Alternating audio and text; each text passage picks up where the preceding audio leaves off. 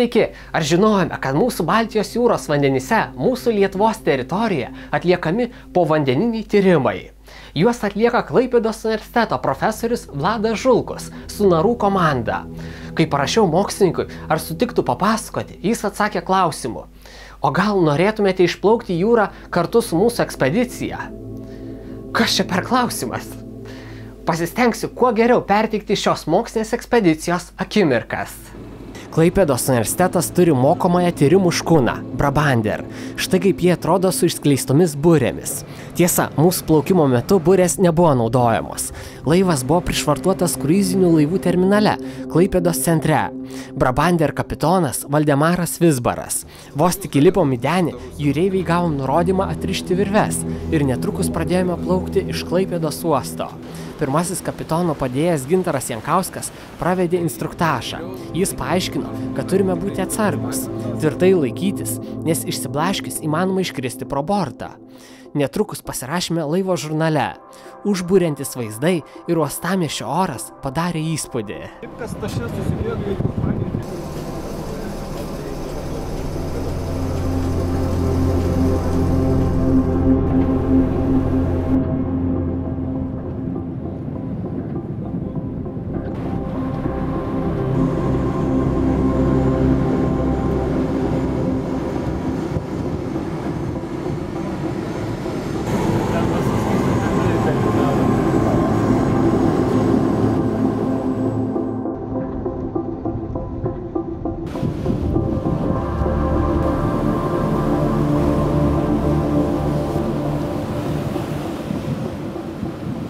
Mėly žiūrovai, mes ką tik išplaukėme iš Klaipėdos uosto.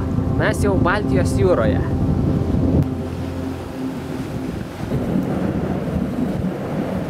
Oi, tikrai labai tinkamos laivybai, bangelė visai nedidelė, gal iki 30 cm, vėjo visai nedaug, 5 metrai per sekundę.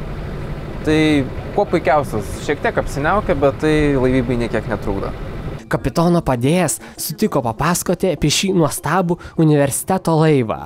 Burlaivis Brabander yra 36 metrų ilgio, 6 metrų pločio ir 3 metrų grimzlės. Aukščiausias stiebo aukštis yra 28 metrai nuo vandens lygio. Kai nėra vėjo arba plaukiam paprastesniais plaukimais, tada yra du dizeliniai varikliai, su kuriais ir plaukiame. Tada greitis yra iki 8 mazgų greitis, o kai plaukiame su burėmis, maksimalus greitis gali būti 14. Laivo bakuose telpa net 6 tonos dizelino. Su tie galima nuplaukti maždaug 530 jūrmylių. Tai daugiau nei 4600 km. Šiaip tai jis nėra naujas, 1977 metų statybos, bet pagal viską tikrai galima palyginti pakankamai naujas. Pagal visą įrangą, pagal visą kitą. Tai va kiekvienais metais reikia visas medinės dalis nuimti, nušlifuoti, nulakuoti iš naujo, metalinės dalis pasižiūrėti, tenais kur parūdija, tai visas tas rūdis nuimti, užgruntuotis, nudažyti. Taip sakant, tokia paprasta priežiūra. Tas pats ir su burėm, po sezono visos burės yra nuėmamos, tvarkomos, jeigu reikia. Tai jeigu, pavyzdžiui, paplaukus į Šiaurės jūrą kokią nors, kur daugiau didesnis druskingumas, iš karto ten, kur šiek tiek pažeistas metalas, iš karto pasimato, kad jau pradeda rūdyti šiek tiek. Įdomu, kas nutiktų, jei užeitų audra ir į laivą trenktų žaibas? Paklausiu specialisto. Taip sakant, visas korpusas yra metalinis, yra tokie kaip žaibolaidžiai. Tai visas tas korpusas yra, kaip sakant, įžemintas į vandenį, tai visas tas krūvis tiesiog išeitų į vandenį. Tik aišku, jeigu liesis tada prie metalinių dalių, per kurias einas krūvis, kažkas gali nutikti, bet šiaip tai pačiam laivui kaip ir nieko tokio. O kokiamis sąlygomis jūreiviai nenorėtų plaukti jūrą? Jeigu taip iš uosto neplaukti, tai jau kažkur apie 20 metrų per sekundę vėjas, banga apie 2 metrai, jau jeigu ta prasme nėra didelio tikslo, jau geriau mes tikrai neplauksime. Bet yra tekę man su didesniais laivais plaukti, su tanklaiviais, tai yra tekę plaukti ir per 10 metrų bangas, per uraganą, kur vėjo greitis buvo iki 70 metrų vos ne per sekundę, tai tokiais tikrai neblogais teko paplaukti. Baltijos jūroje gyliuose nuo 24 iki 29 metrų Klaipėdos universiteto archeologai yra aptikę pušų kamienus, kelmus ir durpių klodus. Sunku patikėti, bet maždaug prieš 9,5 tūkstančių metų čia buvo miškas. Mes plaukėme virš miško. Lietuva tada buvo didesnė. Ties Nida maždaug 50 km į vakarus buvo, dar tebebuvo krantas, ties Klaipėda apie 15, ties Palanga apie 30. Čia buvo miškas. Čia buvo miškas, čia buvo pušų miškas, gana didelis pušys augo. Kaip jis išliko, tai yra stebuklas iš esmės. Turim tų medžių, turim šimtus likę. Jeigu, tarkim, Švedijoje arba ten Lenkijoje randa vieną kitą, trečią, mes turim jų tikrai daug ir galim su jais dirbti. Kas galėtų pagalvoti? Jūra pasiglemžė ištisus miškus. Kaip šie medžiai per tiek metų nesupuvo? Nesupuvo todėl, kad jie yra po vandenį. Jie buvo užlieti ir daugiau matyt nebuvo išplauti. Taip, kad čia tai yra susijęs su jūros lygio kitimais, kurie nėra visai aiškus. Mes kartu su geologais dirbame ir padedam jiem išsiaiškinti tos dalykus. Ir be to Baltijos jūra yra gėla, šalta ir čia nesiveicia Teredo navalis, tas laivagraužys vadinamas, kuris naikina medieną. Klaipėdos universiteto profesorius papasakojo, kad Baltijos jūros dugne ieško kadaise čia gyvenusių žmonių pėdsakų. Mes po vandeniu kol kas randam tik tai stulpus, kurie matyt žymėjo buvusius žvejybinis užtvaras, taip vadinamas. Tokia gana primityvus būdas gaudyti žuvį, kuris praktikuojamas dabar dar Azijoje, tarp kitko yra, ir šiaurės kraštuose kai kur. Ir datavę prie Klaipėdos tokius stulpus mes gavom datas maždaug 7300 metų nuo šių dienų. Čia tikimės dar senesnių. Kokie tai buvo žmonės? Kaip jie vadinosi? Kaip jie vadinosi, mes nežinome, prakalbinti nepavyksta.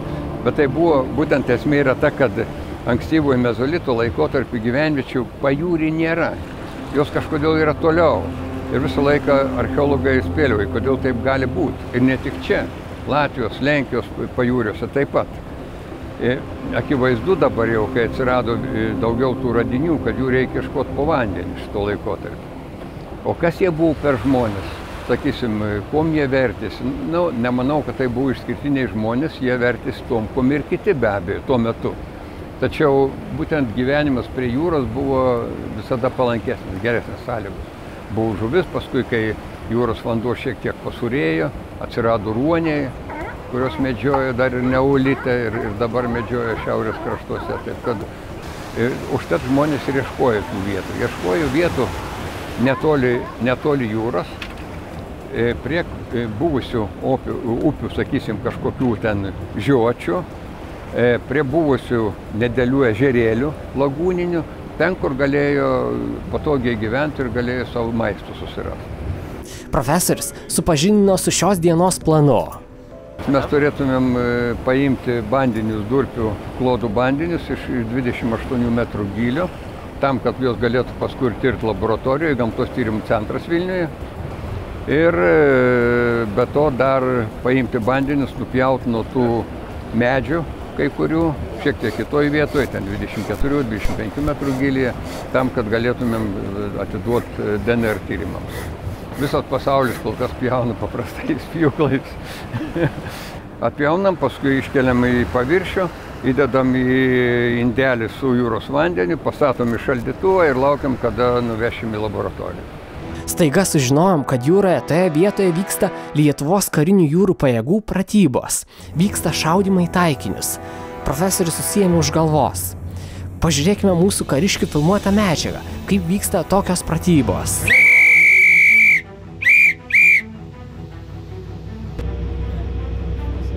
Taikinį visalį matau. Taikinimas atlik šūvį. Šūvis.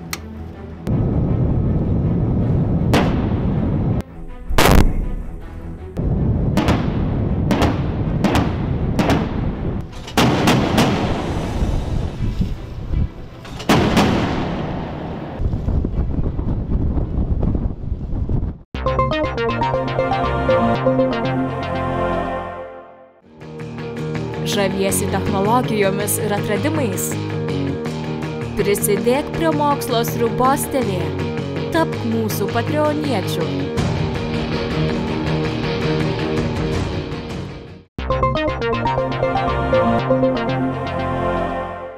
O kada jie šaudys, nesakė? Nu, pagal Nafteksą šaudimas baigėsi 5 valandą mūsų, netgi 6 mūsų laikų, o pagal juos pasakys, aš pasitiksinsiu. Nu, mums svarbu. Nu, žodžiu, einam dabar į šitą tašką. Jo, einam ant to taško. Taip, koordinatės teko pakeisti dėl to, kad vyksta karinės pratybos ir yra uždarytas vienas rajonas. O kaip tik taškas buvo tame rajone, tai šiuo metu plaukėme šiek tiek į kitą tašką. Jeigu jau mato, kad laivas plaukia link tos teritorijos, jie su to laivu susisiekė ir pasako, kad į tą teritoriją neplaukit, plaukit aplinkui arba kažką va tokio. Neaišku, kurioje vietoje jie šaudo tą teritoriją, nes tas rajonas nėra jau labai mažas. Bet šiaip tai pagal viską, jeigu pakankamai stipriai šaudo, stipriai tada galima girdėti. Tačiau mes plaukdami šaudimų negirdėjome. Ar dažnai vyksta tokios pratybos? Paklausiu jūreivio. Pasitaiko tikrai dažnai, ypač su Kaliningradu. Tenais jie pakankamai dažnai būna užsidarę savo tą teritoriją ir jeigu įplaukiai tada, kai jie kažką vykdo, tada jo labai dažnai jie pasako pasitraukti iš šitos teritorijos. Kalbant jūreiviui, susimašiau, o kas būtų, jei įvyktų nelaimė ir būtų pramuštas mūsų laivo korpusas? Jeigu yra pramuša, tai mes bandome užpumpuoti vandenį. Jeigu tai yra įmanoma, nes saugiausia vieta vis tiek yra laive. Nes plaustas jis nėra toks stabilus ir ypač dažniausiai tokios nelaimės kaip skendimas ir visa kita įvyksta blogu oru. Todėl yra geriausia išlikti laive kiek įmanoma ilgiau. Tai va, jeigu jau tada tikrai nepavyksta, visi apsirengia tas gelbėjimo liemenes ir turime 2 plaustus iš kiekvieno borto, tai po 25 žmonės abu talpina ir tada, jeigu jau tikrai jau nieko negalim padaryti, susėdam į tos plaustus ir paliekam laivą. Taip, čia dar prieš tai jau yra per radio ryšių pasiunčiamos nelaimės pranešimas, kad laivas skęsta. Taip pat yra kitos priemonės. Viena iš jų yra palidovinė, specialus prietaisas, kuris paduoda signalą per palidovą, kad kažkas įvyko laivui tokiose koordinatėse ir tada gelbėjimo tarnybos gavusios signalą jau reaguoja. Realiai yra taip, jeigu gaunamas yra pranešimas, kad kažkas laivui nutiko, yra pasitelkiami artimiausi laivai.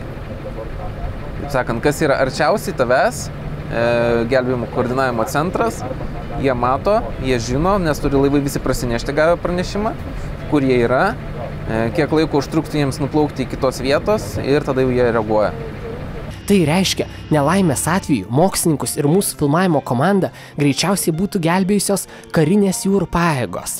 Gavę pagalbos signalą, kariškiai sustabdytų pratybas ir atplauktų pas mus.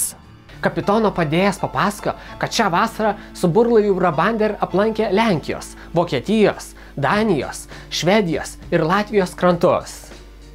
Šią vasarą daugiau buvo tokie Baltijos jūros plaukimai. Kartais yra buriavimo praktika, pažintinės kelionės, tokios visokios, taip pat ir moksliniai tyrimai. Yra dar vienas Klaipėdos universiteto mintis.